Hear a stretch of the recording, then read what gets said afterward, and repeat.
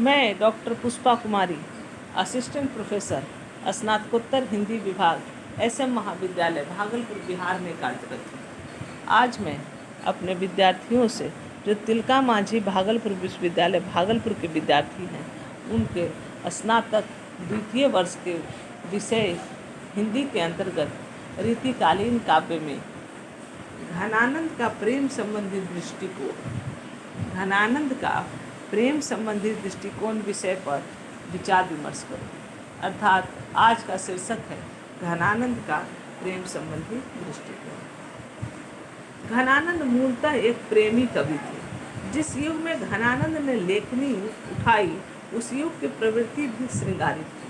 उस युग के अधिकांश कवियों ने न केवल सैद्धांतिक धरातल पर श्रृंगार की रसराजता घोषित की, बल्कि व्यवहारिक जीवन में भी इसी के अंग उपांगों की उपासना की। फिर भी घनानंद और उसके समसामयिक अन्य कवियों में बड़ा भारी अंतर है, जिसकी चर्चा कई जगह मिलती है। घनानंद के प्रेम में गांभीर्य है। बिहारी की तरह वे प्रेम को चौगान का खेल नहीं मानते, बल्कि वे प्रेम को एक सीधा स्नेहपूर्ण मार्ग मानते हैं, जहाँ तनिक भी चतुराई के लिए स्थान नहीं है। प्रेम के पथ पर वे ही सच्चे लोग चल सकते हैं जो अपना सब कुछ गंवाने के लिए तैयार होते हैं। जो कपटी हैं, वे बुरे आचरण वाले हैं, वे इस रास्ते पर निर्भय होकर नहीं चल सकते। प्रेम की बस यही एक डगर है, दूसरी कोई नहीं। अति सूधो स्नेह को मार्ग है, जहाँ नेकु सयानप बांक नहीं। तहु साँच चले तजियापन पौ झजके, कपटी जे निशांक नहीं। घने आनंद प्यारे सुजान सुनो, यहाँ एक तो दूसरो आँक नहीं। तुम कौन धो पाठ पढ़े हो, कहो मन लेहु पे देहु छटांक नहीं।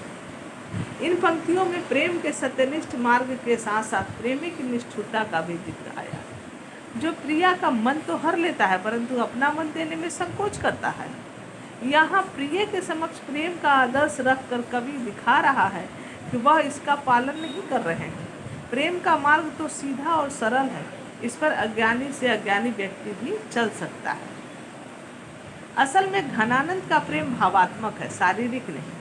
संयोग में शरीर सहवास की चेष्टाओं का तथा वियोग में उसके हाव भाव का वर्णन कवि ने नहीं किया है, अन्यत्र हृदय के भावों का ही विश्लेषण किया है। प्रिय के बिछुड़ने पर तथा मिलन पर प्रेम में प्रेमी शांति का अनुभव नहीं करता। बिछुड़े मिले प्रीतम शांति न माने। कभी देवगति से स्वप्न की भांति प्रिय प्रियतमा का मिलन भी होता है तो मनोरथों की भीड़ भर जाती है, फलता मिलकर भी मिलाप नहीं होता।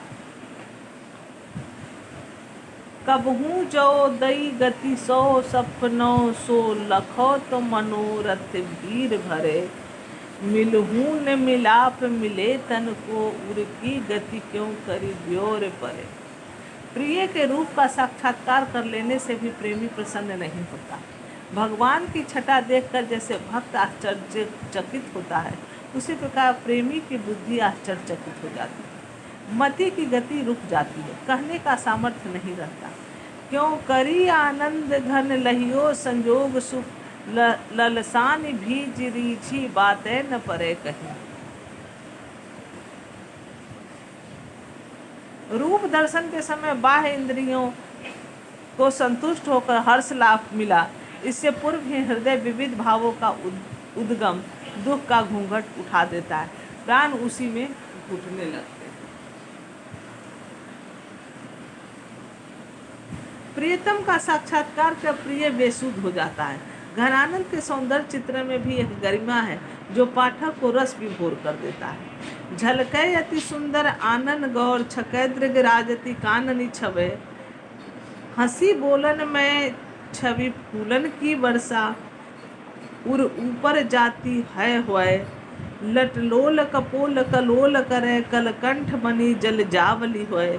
अंग अंग तरंग उठे दुति की, परिहव मन रूप अवय धर्च। प्रियतम का गोरा मुख अत्यंत सुंदर लग रहा है। उसकी बड़ी बड़ी आंखें मानो कानों को स्पर्श करना चाहती है। जब वह हंसती है तो उसके सौंदर्य रूपी फूल की वर्षा होती है और वह सीधे हृदय पर गिरती है। उसकी लटें गालों से खेलती प्रतीत होती है। उसके गले में मोतियों की माला शोभायमान है। उसके शरीर का प्रत्येक अंग जगमगा रहा है। लगता है अभी सौंदर्य धरा पर टपक पड़ेगा। सौंदर्य का इतना सहज और यथार्थ चित्रण रीतिकाल के दूसरे कवि में नहीं मिल सकता। संयोग काल में घनानंद की अनुभूति रीतिमार्गी कवियों की भांति कुंठित नहीं होती, वह और तीक्ष्णतर होती जाती है। उसका कारण प्रेम भावना की भावात्मकता है। वियोग में लोग शरीर संजोग के सुखों का स्मरण करते हैं, किंतु घनानंद आंतरिक पीड़ा की विविध अभिव्यक्ति करते हैं।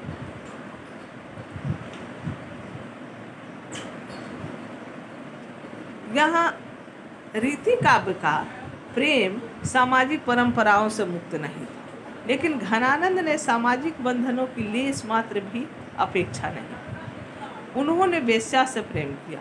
उनका प्रेम ग्राहस्तिक नहीं है, उसमें समाज की मर्यादा नहीं है, जीवन की स्वच्छंदता है। घनानंद प्रेम व्यापार में अंतर्मुख थे, जबकि रीतिमार्गी कवि बहिर्मुख। घनानंद मौन होकर विरह व्यथा सहते हैं। ठाकुर ने भी प्रेमानुभूति के हृदय में ही गुप्त रहने की बात बार बार कही है। नायिका भेद रीति काल की सर्वोपरि विशेषता थी, किंतु घनानंद ने नायिका के भेदों में अपनी काव्य सरस्वती को नहीं फंसाया।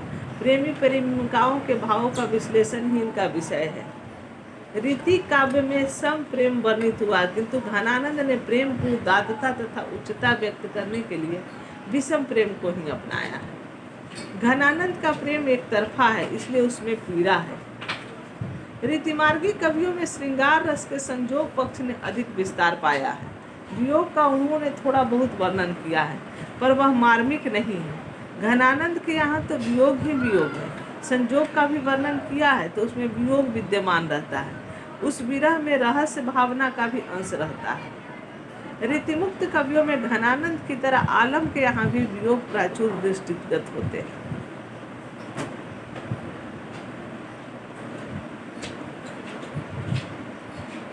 घनानंद का प्रेम ग्राहस्तिक नहीं है, जैसा कि मैंने पहले कहा आपसे।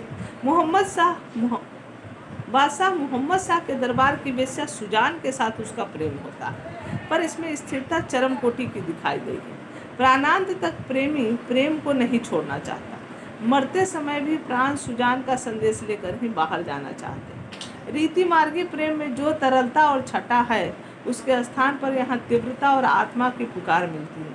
जब प्रिया का मिलन होता है तो लाखों प्राण न्यौछावर करने की अभिलाषा इतनी तीव्र हो जाती है कि वह संजोग के हर्ष की जगह विषाद उत्पन्न करती है। यह सब आसक्ति की तीव्रता के कारण है। वियोग में तीव्रता और अधिक होती है।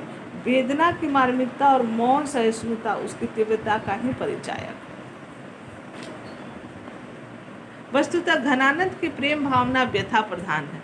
उस व्यथा का स्वरूप आंतरिक है। प्रेमी एक प्रकार की बेबसी में फंसा हुआ दृष्टिगत होता है।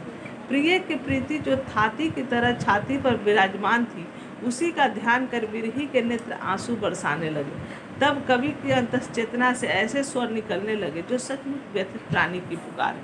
इस प्रकार निष्कर्ष स्वरूप हम कह सकते हैं कि सारी विशेषताओं से युक्त प्रेम रीति कवियों द्वारा वर्णित प्रेम से भिन्न है। घनानंद की दृष्टि में रसिकता वेदना द्वारा परिलक्षित होती है। व्यथित हृदय की पुकार ही श्रेष्ठ कविता है। इस विषय में वे भावभूति तथा शैली के समान है।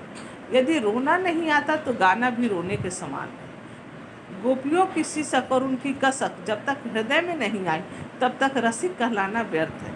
रसिकता कुछ और ही चीज है। गोपिन की सिसक कसक जो न आई मन, रसिक कहाए कहा रस कछु और। इस व्यथा प्रधान दृष्टि के कारण ही कवि ने संयोग में भी वियोग के दर्शन किए हैं। धन्यवाद।